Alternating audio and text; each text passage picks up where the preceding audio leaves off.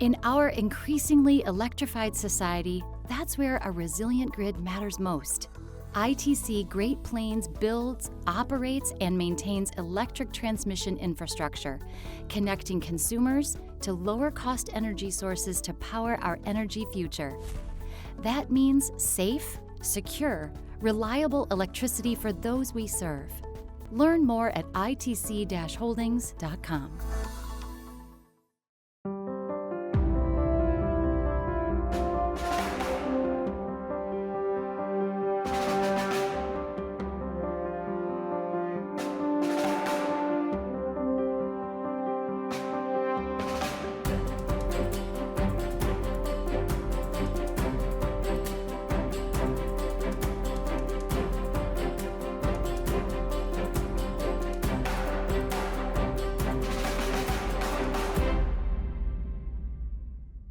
Kansas Legislature. We're live from the Smoky Hills Public Television station in Bunker Hill, and I am your host this evening for the season finale of our program. I'm Becky Kaiser. I'm with Eagle Communications with Hayes Post and Eagle Radio in Hayes, and we want to say a special thank you to our partners for the show that have been with us throughout the season, ITC Great Plains, and also the Docking Institute of Public Affairs at Fort Hays State University, where I am actually a fellow as well. We are excited to have a couple of great legislators with us this evening. I want to introduce to you Representative Rui Xu, who is our first Democrat on the show this season, so we welcome having you out here. He is from Westwood, District 25, and Westwood's in northeast Johnson County. I have that correct? All right. And then also, of course, you know Troy Waymaster. Representative Troy Waymaster is a Republican from Bunker Hill, District 109, and you gentlemen are here after the session wrapped up, yes. Troy, on the 28th, so you've had a little bit of a break,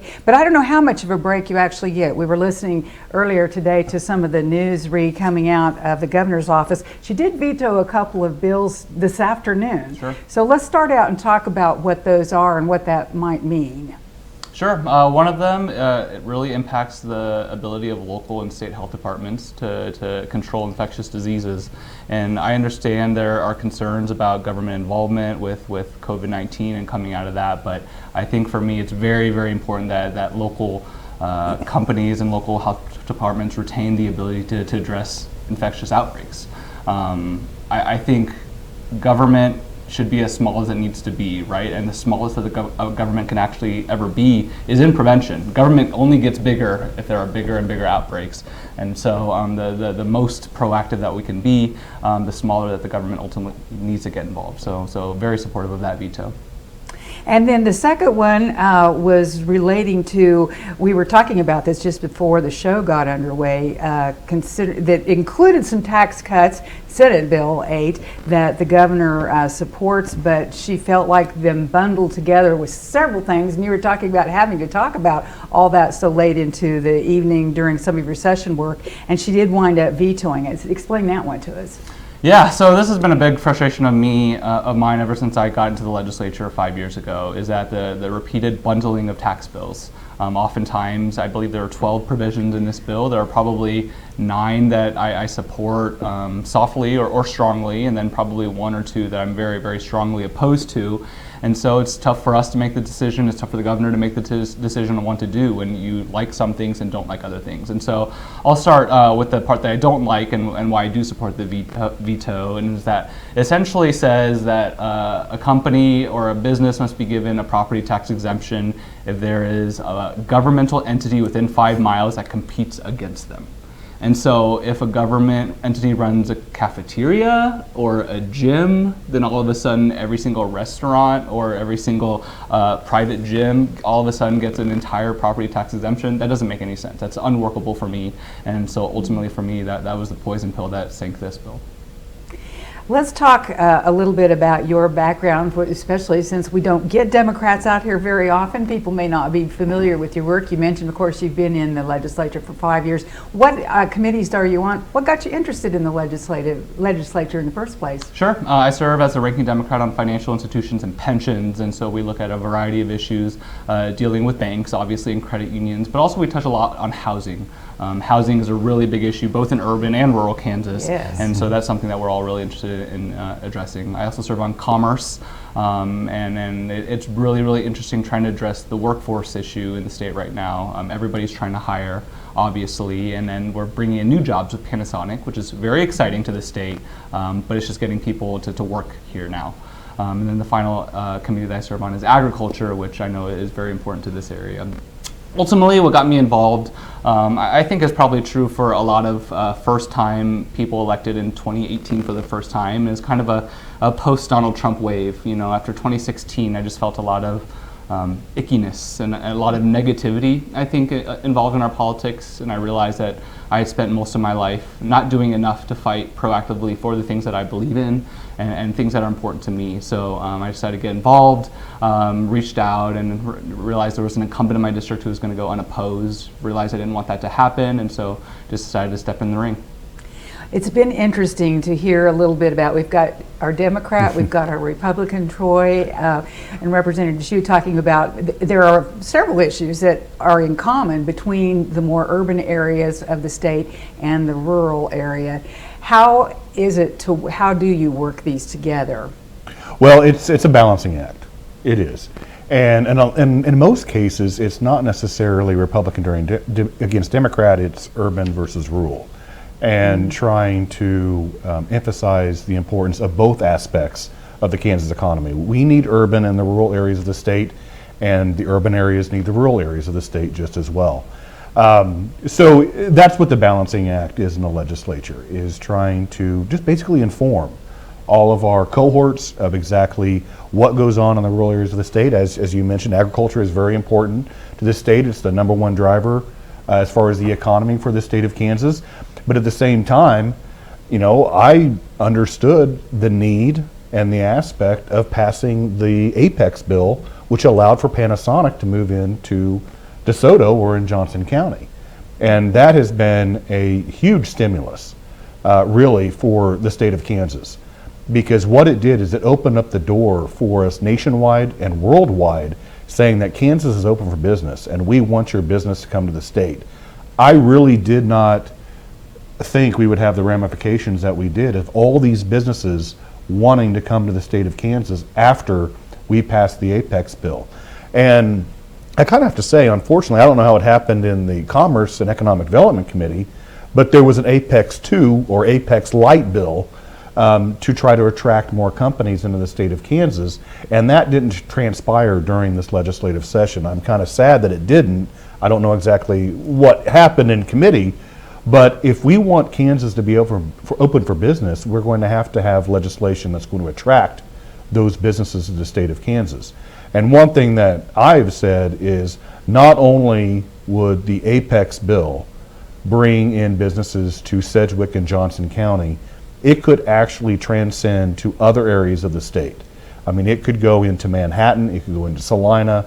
I mean, those bills just are not exclusive to the metro areas of the state. It could actually have an impact in our more, non-metro areas as well. If I might follow up real quick, in commerce, so there's just some squishiness on budgetary concerns with the second Apex bill, and then concerns about maybe further corporate tax cuts. Well, you're talking to the budget chair. Sure, no, I get it. I mean, so there were concerns, and we can go into yeah. I mean, I saw the profiles, yeah. and we can discuss that later. I think there was some anomalies with it that. But I think to go to Troy's point, I'm very excited about the Panasonic deal and what it does to kind of how people think about Kansas in the national conversation. For me, my dream for Kansas is for Kansas to be the clean energy capital of the world, of the United States.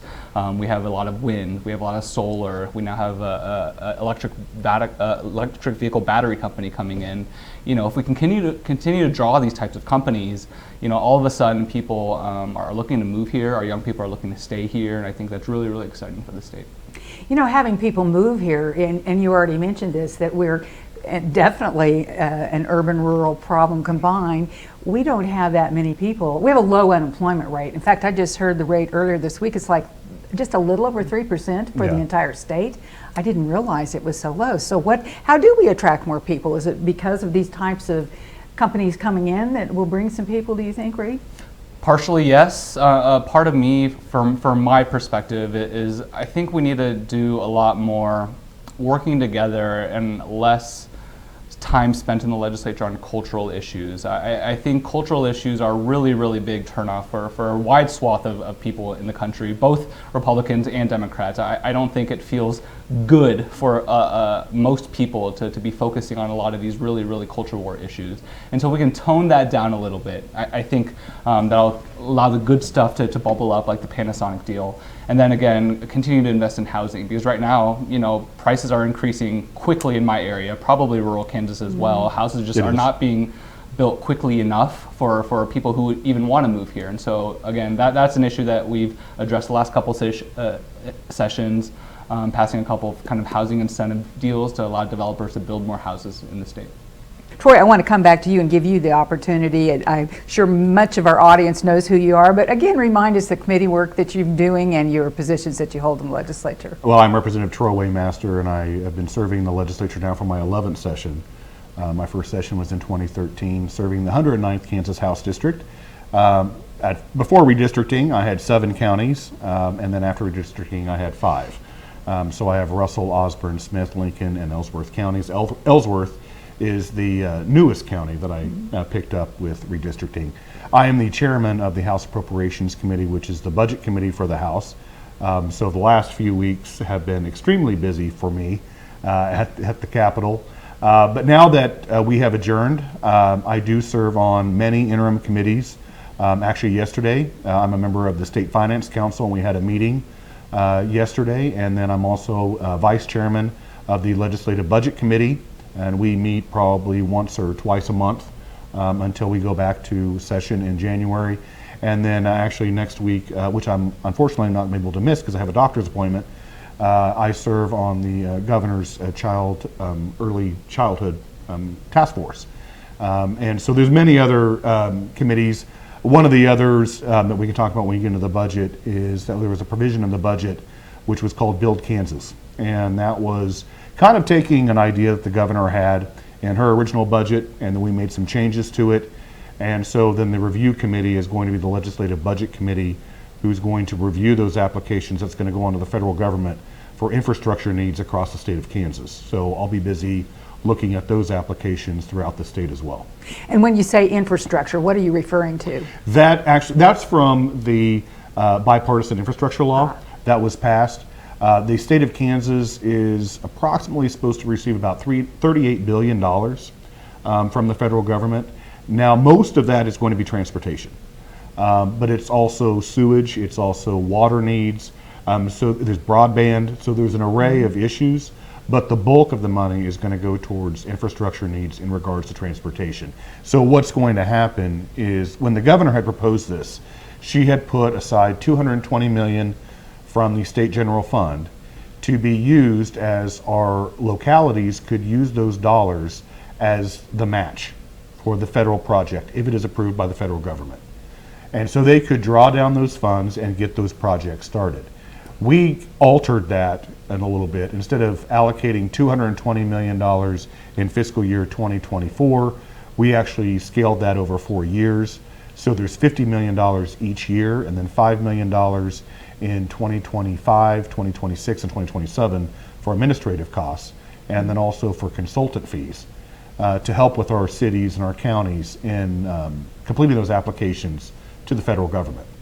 And so we will review those applications. If we think there's more information that's needed, we'll send it back to the county or the city and say, this is the information we think you need before we forward it on to the federal government. But ultimately, the federal government has the ultimate decision-making process on whether or not it's approved or not.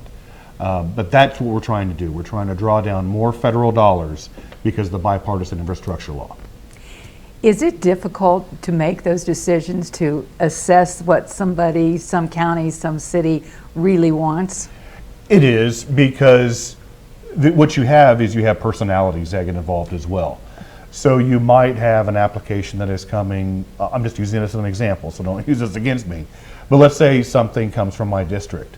Well, of course, I'm going to be advocating for that as much as I possibly can. However, there may be information that is needed or is omitted. And so the county or the city would have to go back and get that information before they submit it for a final project approval. and then it will go on to the federal government. One of the comments that I saw was, well, this is going to be the first project that we're going to approve. Well, you can't necessarily say that, because we have no idea what the other projects are going to look like, and there may be a one project that actually would have a precedence over others just because of what the subject matter might be. And so we would have to look and just take a fine-tooth comb over each application before we actually send it off to the federal government. Kind of a tough job for you there. It is a tough Tough job. assessment. We talked about interim committees that Troy is serving on. What will you be doing during your vacation, so to speak, from the legislature? Our interim committees, I don't believe, have been announced yet, but certainly I will serve on probably a financial institutions oversight if we do anything with CAPERS. I can anticipate us maybe looking at CAPERS 3, which is the most recent tier, stuff like that. So if there's anything financial institutions related, I'll certainly be serving on those.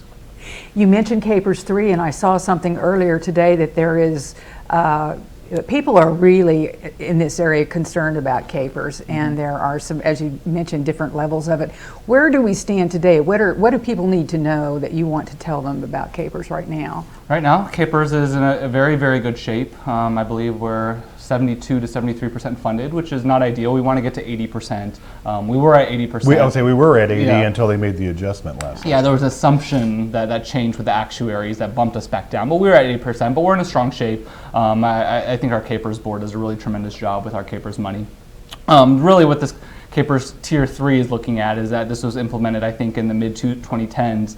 And then it just doesn't seem like it's working like it's intended to. It's just not going to probably give people enough money to retire on in the end. And so we just need to take a little deeper dive on it and see if it's worth tweaking, or if maybe it's going to cost money, but maybe get rid of it altogether and put everybody in CAPERS 3 into CAPERS 2, stuff like that. Well, and one of the issues, because I was here when we passed CAPERS 3, and I was in the legislature, and what we were trying to do is trying to modify the pension program to make it look more like a 401k.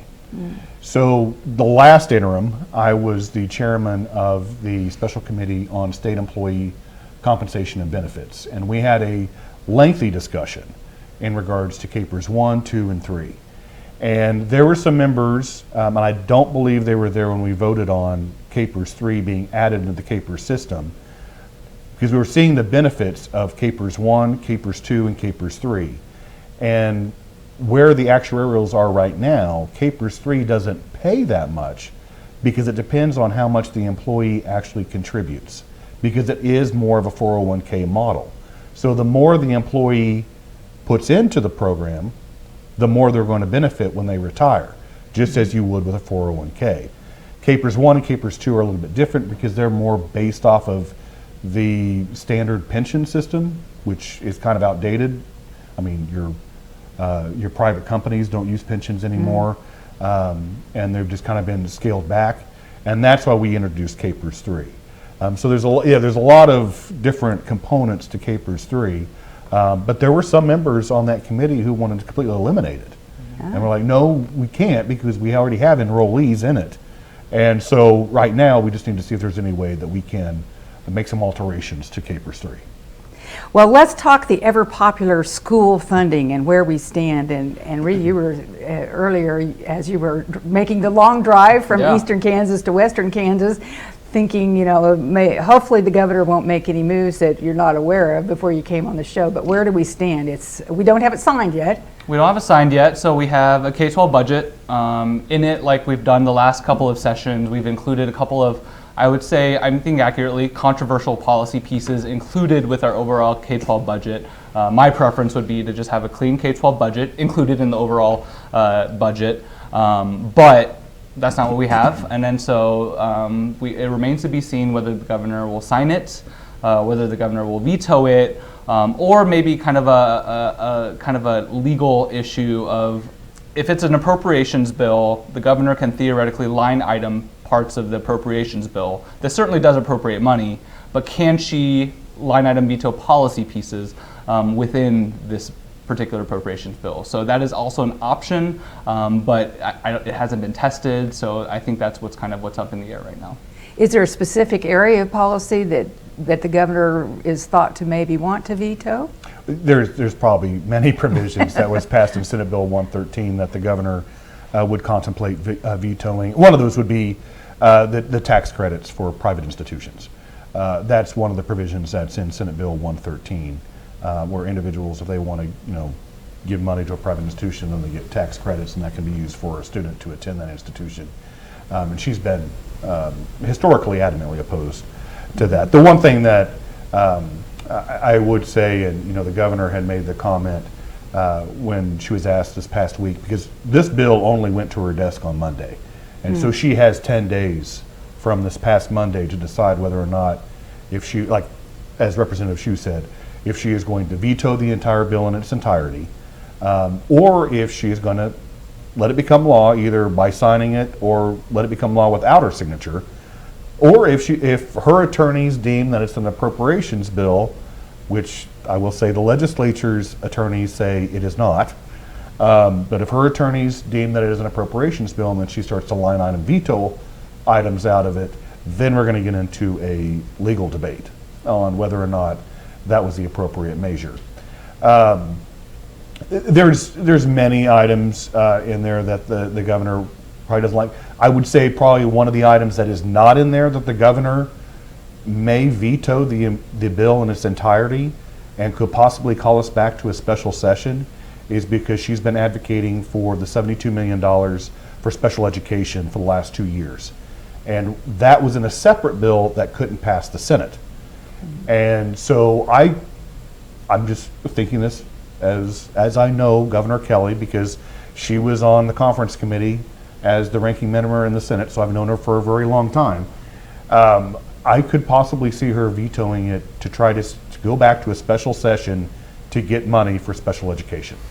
But that's risky, I think. And I'm not advocating, she's her own woman. She can, I'm not advocating one way or the other, but it's risky because there's no guarantee that there is no guarantee. A grumpy supermajority coming back for a special session would give her something better than she has on her desk right now. So, these are the types of political calculations that she has to do, and I don't envy that job. Well, and also, like I said, I served with her when she was in conference committee on the Senate, and one of the comments that she made this past week in the press was, you shouldn't have policy in appropriations bill, but we always have policy in an appropriations bill. I mean, that's been going on for years. And I don't know, that's why when I read that statement, I was like, well, I think she might be leading towards a possible veto.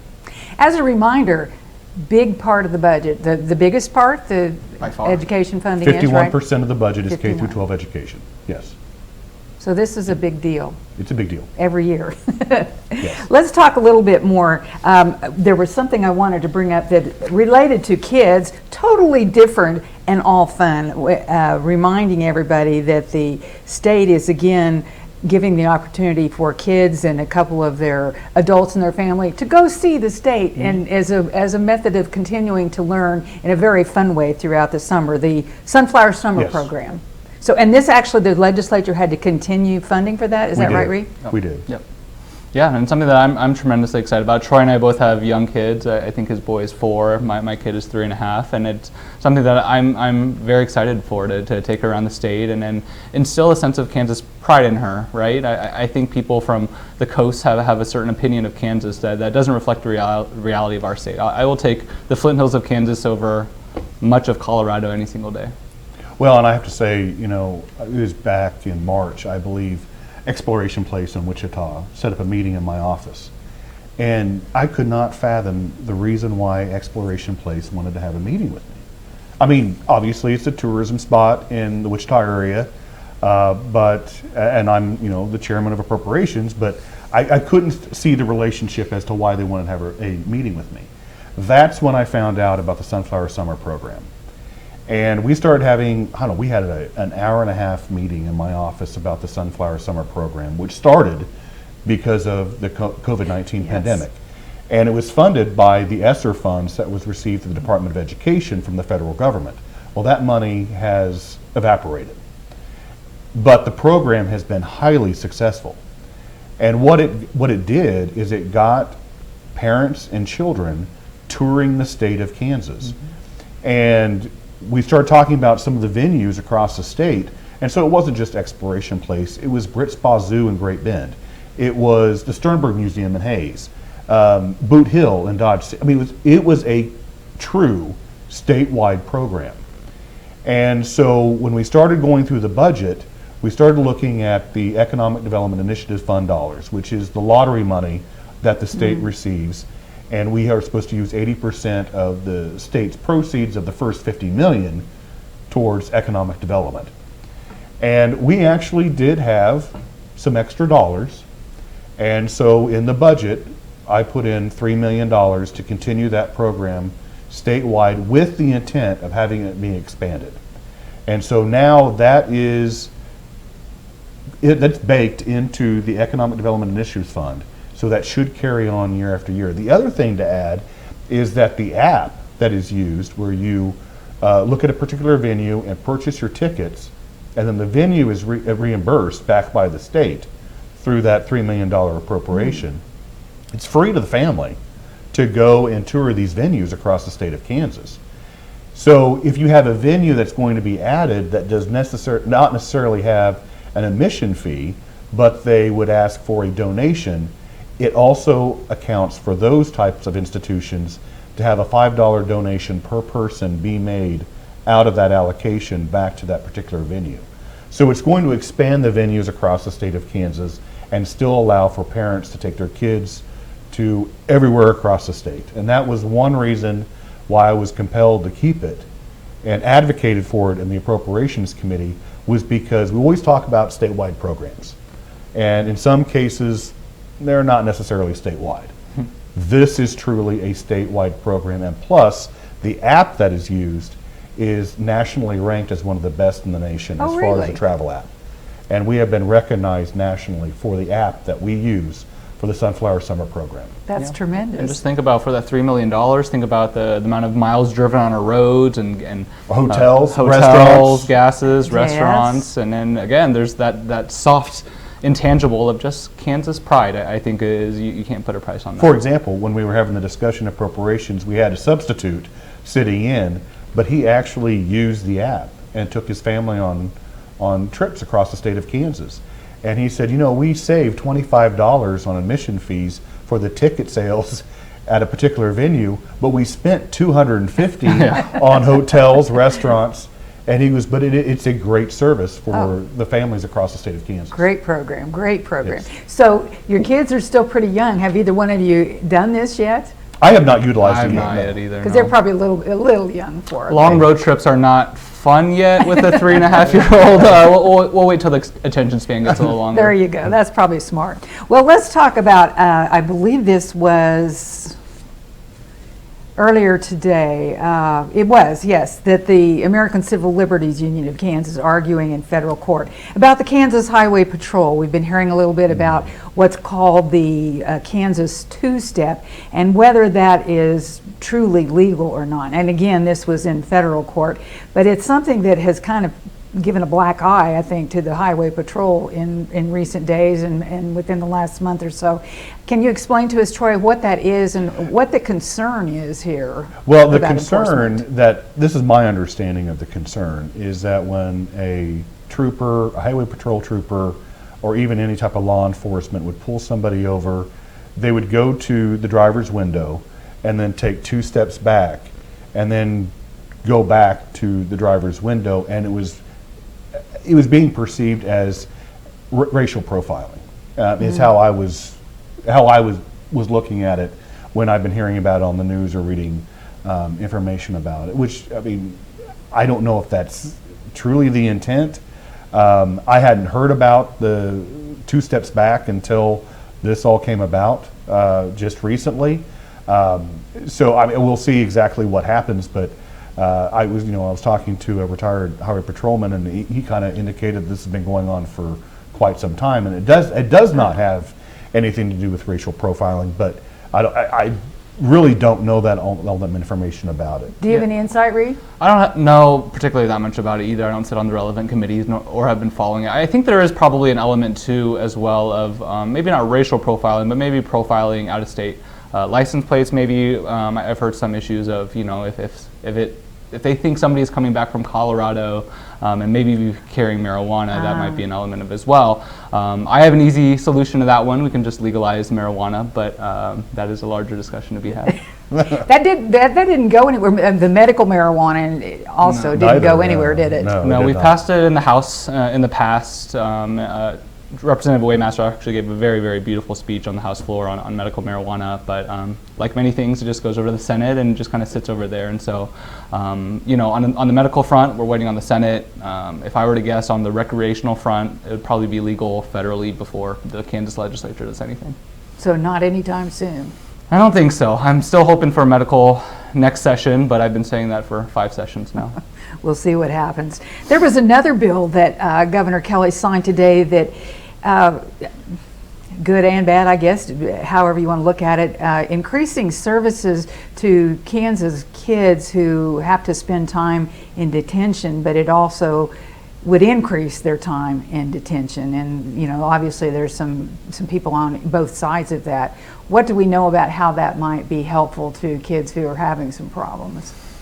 You might have more history on this one. I know that there was a very expansive and good bill passed a couple years ago relating to juvenile corrections. And this is kind of a trailer bill a couple years later to kind of follow up on that. And again, I agree, it's good and bad. I think a lot of this is worth addressing. I think it is certainly debatable whether or not being able to detain a child for more time is beneficial to the child or anybody involved. And so I voted for it the couple of times it came across the House floor, but I think the overall package of bills is probably okay and probably good, especially if we can keep the detaining part limited. But you know, again, it's just one of those things where a lot of bad, a lot of good, and you're just trying to do your best math on the overall effect of a bill. Your thoughts? And Representative Xu is exactly right. This is a trailer bill to clean up, I believe it was Senate Bill 367 that we passed probably 8 years ago. And that completely revolutionized the juvenile justice system. I had some apprehensions about that. I actually voted against Senate Bill 367 because it did almost completely eliminate the detainment of juveniles. And maybe that's going a little bit extreme, but I mean, it did completely change the way we handle the juvenile justice system in the state of Kansas. This bill came forward because we have come to the fact that, okay, there are some juveniles that probably do need to be detained, and it probably needs to be for a longer term than what was even prior to 367 or when 367 was passed. And so we did have to address some of the needs in regards to the juvenile justice system. And that's what it was. So the headline might be a little misleading because, like I said, 8 years ago we passed this bill that completely changed the juvenile justice system, and this is going back and just tweaking some of those adjustments that were made back then. Another bill that Governor Kelly signed today, bipartisan bill, and this is a good example of the rural and urban needs combined together, expanding financial aid through the University of Kansas School of Medicine in Kansas City for students who want to practice primary care or psychiatry in rural Kansas. And that's, we know, in fact, there was a big, I believe that was at the state level anyway, a big meeting in Confab a couple weeks ago talking about how do we get more healthcare workers, particularly nursing is what this addressed, the nursing shortage for Kansas and I think the United States. So good news to hear this, that we have opportunities for people interested in the medicine. Broadly, yes. And then so I believe what this bill does, we already have a current rural residency program. This one expands it to OBGYNs specifically, I believe, with the caveat that they cannot perform abortions while they are being paid by the state to be in a rural area. And so that part actually was a little bit controversial on the House floor because I think there are, whether or not you are pro-choice or pro-life or where you stand on abortion, I think it is important that an OBGYN have the ability, if it's truly necessary, to perform an abortion. There are medical necessary abortions that need to happen. And so that was a little bit too limiting for my tastes. So I vote against it, but kind of broadly getting OBGYNs into rural areas, obviously totally support. It's just kind of when you get into the details a little bit, maybe it strikes you or maybe it strikes your constituency wrong. We talked about, and Troy, with you and other legislators, about the needs for healthcare workers and other types of workers at Larned State Hospital. But overall, in rural Kansas, we do, I think, still have quite a bit of a shortage of healthcare workers. Yes. And as Representative Xu was talking about, especially with like OBGYNs in western Kansas, I mean, there's some, communities where you have to travel an hour and a half to get to either an OBGYN or a facility that even has a birthing center. And in some cases, it might be difficult to make it there in time. Now, in regards to nursing, we've been trying to address this particular issue for quite some time. And there is a nursing shortage out there. And one thing that we have had many discussions on is in regards to contract nursing. We're having these firms picking up contract nurses and then contracting with our healthcare facilities, and it's costing a lot more because they're paying a lot more for those particular nurses as if we would just have the in-house nurses in our facilities. The other issue is that when they go into these facilities, they're also recruiting the in-house nurses to become contract nurses. Oh, really? And so it's a cyclical effect because they are just constantly trying to pull these nurses out of being in-house and having them become contract. Now, in regards to Larned, which we've had the discussion many, many times, we have a shortage, obviously, in nurses out in Larned. And so right now, I believe it's costing like $10 million, just talking like $10 million for us to contract nurses in Larned. Wow. So we can have staff out in Larned to perform the duties out there on that particular campus. That's a lot of money. Too. My wife's a nurse, actually, so I hear a lot about this particular issue. And so she says what happens. Basically, when COVID happened, basically everybody older than 60 said, this is not what I signed up for, I'm out. Basically, everybody younger than 25 said the same thing, this is not what I signed up for, I'm out. And so that created a big crunch in the middle for those nurses, right? And so that's short. The contract nursing is a really big issue for me. I think it's indicative, and we're heading towards what I think is a pretty broken system. For the in-house nurses, there's very little incentive for them to stay in-house when the contract agencies are offering so much money. But then the hospitals have to pay these contracting agencies much more for the same nurse in many cases. And so you're just increasing the healthcare cost for everybody involved in the system. I think it's untenable. I think at some point we need to take a deep look at that system because it just isn't making very much sense right now. We also had this week, yesterday I think it was, another signing by Governor Kelly legalizing fentanyl test strips, keeping on the medical bent here. And that was kind of a discussion of, are you going to make people become addicted even more, or is it going to help?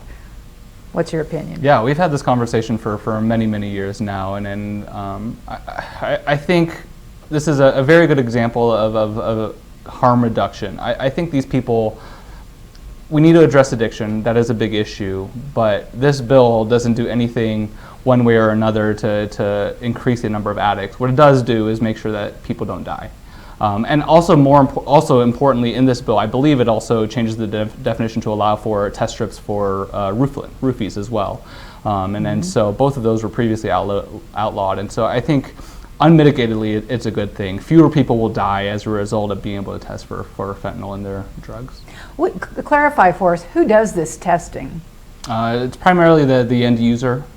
And then so before they can, I believe, you can just test it to see if there's traces of fentanyl. And it had been classified as drug paraphernalia. Correct. Previously. Correct. Previously, yeah. And we've had this discussion. I know we did last year, and I don't recall if we did in the year prior in regards to fentanyl strips. And I know Representative Probst, he was always bringing an amendment for, this is the first year that it passed, and then actually now it's becoming law. And the argument for them is that you may be unaware that you have taken fentanyl because they are camouflaged to look like M&Ms or Skittles, and it looks like candy. and then all of a sudden you realize, well, I may have taken it, and then the end user that takes this and then finds out whether or not they have or not. So it is a prevention method. I don't know if it's going to drive up addiction. I don't think it will. I think it's actually there to help Kansans that are unaware that they may have taken fentanyl. Yeah, agreed.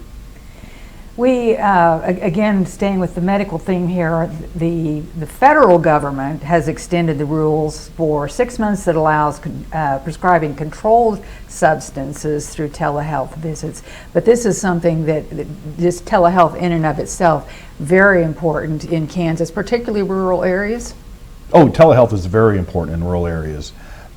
It was actually when my son was an infant, and I had a tour of Microsoft headquarters in Tacoma, Washington, and they were talking about a particular community, I believe it was in Maryland. And I mean, this community had 1,200 people. I mean, so a very rural community. And they realized that they wanted to be a viable, sustainable community, then they had to address economic development, education, and healthcare. And the only way that they could think of addressing all three at once was through broadband and having everything done online. And so they set up everything as far as reaching out as far as health, as education with other school districts to bring in subject matter that maybe they couldn't teach at that particular school. Economic development, obviously broadband was a big component in trying to bring businesses or having e-commerce going out of that particular community, and then obviously telehealth for their, not only their aging community, but also for everybody that lived in the community, where they could use telehealth as a means of talking to a doctor or another medical professional. So telehealth is extremely important in rural Kansas. The only thing that I would say is that I would still say we are in the beginning stages of trying to build that infrastructure for telehealth. Obviously, a lot of the dollars that not only is going to be coming in from the bipartisan infrastructure law, but also the money that we have that's coming from the Spark Committee, which is about, I believe, $31 million. And then we have the Office of Broadband that receives money, plus when we passed the transportation plan, we had a broadband provision. So we're trying to get that network set up so we can have broadband throughout the entire state of Kansas, so we can have a more robust telehealth program across the state. Representative Xu, in your area that is more urban, is telehealth as important to people? Sure, it's important. I don't think it's as maybe critical or as essential maybe in rural areas. Maybe for convenient, it's nice if you have a quick meeting with a doctor, a quick checkup, that'd be nice. I would be remiss if I didn't use this opportunity to talk. Telehealth is great, and I obviously support it. It doesn't replace hospitals in rural areas, and I still very adamantly think that we're behind the 8 ball when it comes to passing Medicaid expansion in the state. I think that would do a lot of good for our rural areas, keep our hospitals open, maybe for a little bit longer. I don't think it's the magic bullet, but until we do that and until we're able to get more providers in these areas, as we've talked about before, telehealth is a great solution to kind of mitigate a little bit. Well, and I'm glad you kind of mentioned that, and not having Medicaid expansion being the magic bullet. Yeah. Because I think there's this perception that if the state of Kansas, which we are only one of 10 now in the nation that has not passed some form of Medicaid expansion, would save a hospital, and it won't. It might perpetuate that hospital a little bit longer, but if you're relying on Medicaid expansion to save your hospital, it's not going to happen. That Medicaid expansion is not going to save your hospital if it's in financial problems.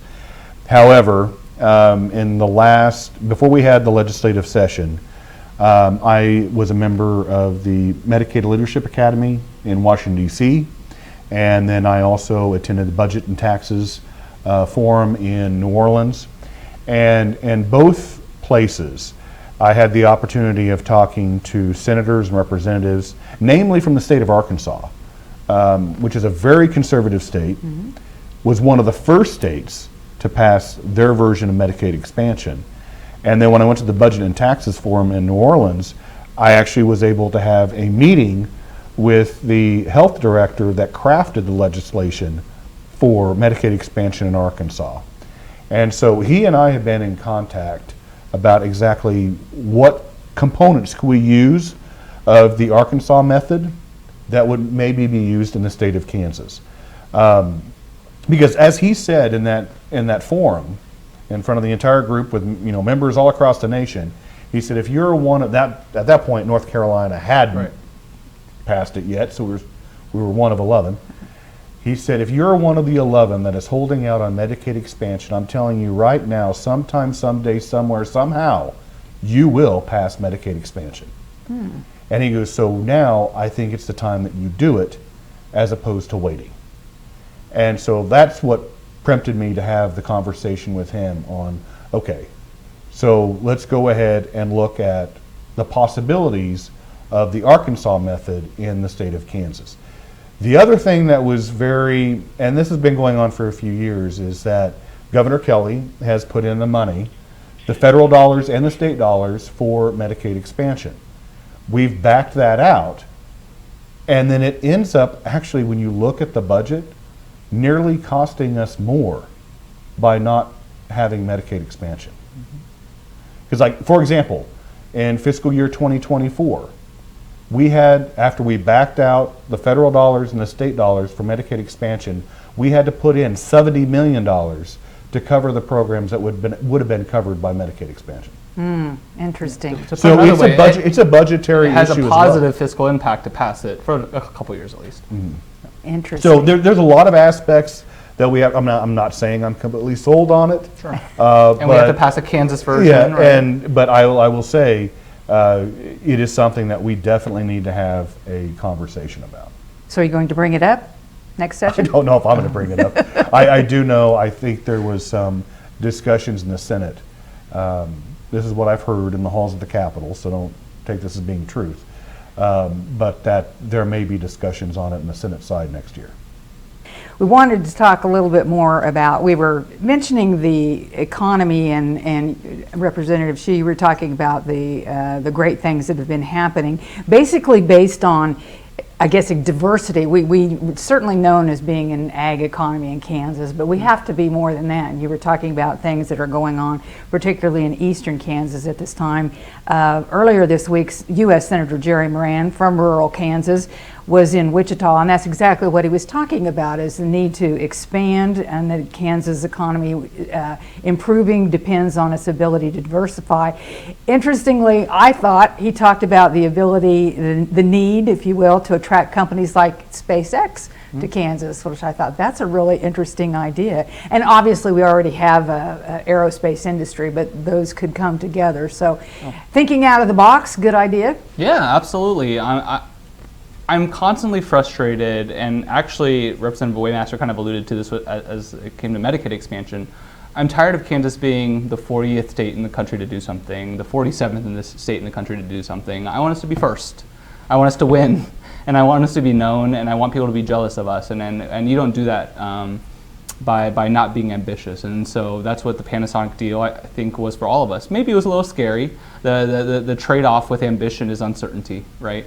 But I think it's going to pay off dividends for the state, and I think that sort of vision coming from the governor, coming from our senators, coming from our federal delegation, coming from us in the legislature can only reap good things for our state. Not every bet is going to pay out, right? We know that, but we have to keep making smart bets on companies we think will be good partners for us in the state, industries that we think will be the future for the state, and then with that, I think that we can be a leader in whatever we want to be. We have the talent here to do that. Is it incumbent upon us, you, to attract these companies, or do they come to Kansas and say, hey, we've got a deal for you? Both. I mean, we have to convince them that we have the infrastructure and the ability to fulfill their needs, whether that's workforce, whether that's an educated surroundings, good schools, a good airport, which is a really big deal for the Kansas City area. So a little bit of if we build it, they will come. Big Field of Dreams fan. How is that new airport doing, by the way? I haven't been there yet. I've heard really good things. I've flown out of it. It's pretty nice. It's a big difference from the old one. It's a completely different airport model than what the old KCI was. And as I understand, it was time for that. It was time for that. It was time, and I think it will see a lot more flights too. And then so we'll see a lot more connecting flights to places like Memphis. I just had to drive to Memphis because there was no direct flight out there. So hopefully more of those connections can happen with a new airport. something else that would attract more people to Kansas. Let's talk water. It's been a hot topic for a long time, and obviously there is some rural versus urban, or at least people want others to think that there's a little bit of a battle there, but water is water. If you're a Kansan, it's important to all of us. I am a young Democrat from the eastern part of the state where we have tons and tons of water. I think there's no more important issue to the state of Kansas than water in the western part of the state. Most of the stuff that we do in the legislature, I'm happy to debate with Troy on taxes or the budget, but if we get those wrong, they're fixable. It's unfortunate sometimes, but it's fixable. We're not going to get a second chance on water. If we don't get it right, if some of these towns start dying out, people aren't going to come back. So we need to get this right now. I think this is a good start. I think there's more that we can do, but I'm very excited that we were able to take this step in the legislature this year. And we did get some good money towards the state water plan for the first time in quite a while, I understand. I think for the last 2 years we have fully funded the state water plan. And also, what we also did in the omnibus budget bill is we also gave increases to water engineers with the Department of Agriculture, which we were losing engineers. Pay increases? Pay increases. Because what was happening is we were losing engineers to the private sector because the state wasn't paying as much as the private sector was. And so we realized that we needed to step up our game. And in order to keep those engineers, we needed to have a competitive wage. So we don't lose them. I will say for the last few years we've been talking about the water needs across the state of Kansas. I think it was 2 years ago, Representative Highland was the chairman of the water committee and had this expansive water bill. 400 pages? Yeah, it was quite large, and I Right. think it was too much too fast. And I do have to give credit to Representative Minix. He sized that down this year. Was trying to identify a funding source. So if we did go into budgetary issues, that funding stream for water would still be there, regardless of what the state budget looked like. He also addressed some needs in regards to water, and we were talking, I think, before we got on the air, in regards to the reservoir bonds that we were looking at paying off, which would have, if we would have paid those off with the federal government, we would have 100% control of the water rights. But as we were talking before, the Senate had a different financing method, so we don't have control of those water rights because we did not pay off those reservoir bonds. But it was, Representative Minix did a great job in trying to size down that initial bill and trying to get something crafted that we could actually take a step up of next session. And you anticipate that? Yes, I'm sure we will. Because there are so many water needs out there, and we only touched the surface, I guess is the best way to put it, with the bill that we passed this last year and what we tried to do in the budget in regards to the needs for water. But there is so much more that we need to address for the entire state of Kansas.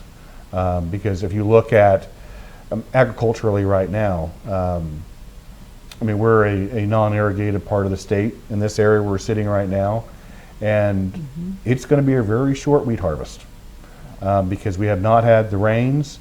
In fact, the field that is just west of us happens to be one of our wheat fields and got hailed on Tuesday night. Oh, gosh, and that was probably one of the yes. best looking fields we had around the area. I've talked to other farmers where almost their entire wheat crop has been zeroed out because of the drought, and there's not going to be much of a wheat harvest in this area of the state. Have to think about water, definitely, Yes. statewide. Well, we have just a couple minutes left in our show. I thought I'd give you opportunity for both of you gentlemen to tell me what you're most proud of having accomplished this session, whether as an individual or as the legislative body in general. How about you, Representative Xu? So this one is a little bit personal for me. So throughout the country, we've seen a variety of various foreign ownership of agricultural land bills come through various legislatures, some of them very, very broad. And the one that was introduced in the Kansas side literally stated that no citizen of China, so basically any Chinese immigrant who moves to the state, legal with a green card could buy a house in the state. That's how broad that language was. So I think I'm probably, as a Chinese immigrant who naturalized into 7th grade, I'm probably the only one who read that and really understood what those words meant. And so I brought that up to the chair, I brought it up to the stakeholders, and I said, guys, this is broad and this is wrong. And so just being able to be in the room and stand up for my community and my immigrant community was a really proud moment for me. Representative Waymaster, what are you most proud of? Well, I would probably say one of the things that I'm most proud of this last legislative session is when we were doing what's called the mega budget before we go on first adjournment. Last year when we passed the budget, we had allocated $50 million from the American Rescue Plan Act money, or ARPA money, for what was called the business closure rebate. So it was businesses that were closed during COVID, they could go back and try to recoup some of those dollars for the time that they were closed. What ended up happening is the process was very cumbersome. And so we pulled that money back and looked at items in the budget that was one-time spend money. And we pulled that, only $10,000 was used out of $50 million in 1 year. And so we pulled the $49.9 million back, identified items in the budget that was one-time spends, and then spent the money that way. And so that was saving the taxpayers of the state of Kansas from the state general fund on funding these items and using dollars the state of Kansas received from the federal government. So we saved the taxpayers money.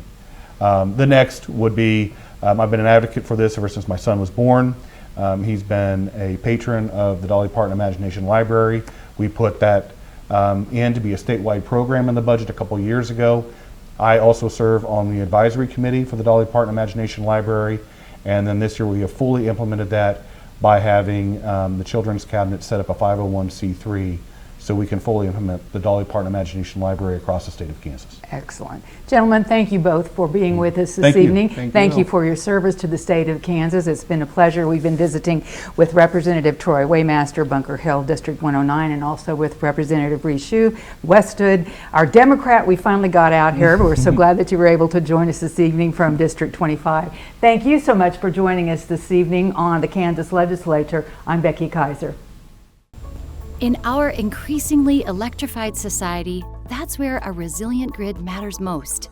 ITC Great Plains builds, operates, and maintains electric transmission infrastructure, connecting consumers to lower-cost energy sources to power our energy future. That means safe, secure, reliable electricity for those we serve. Learn more at itc-holdings.com.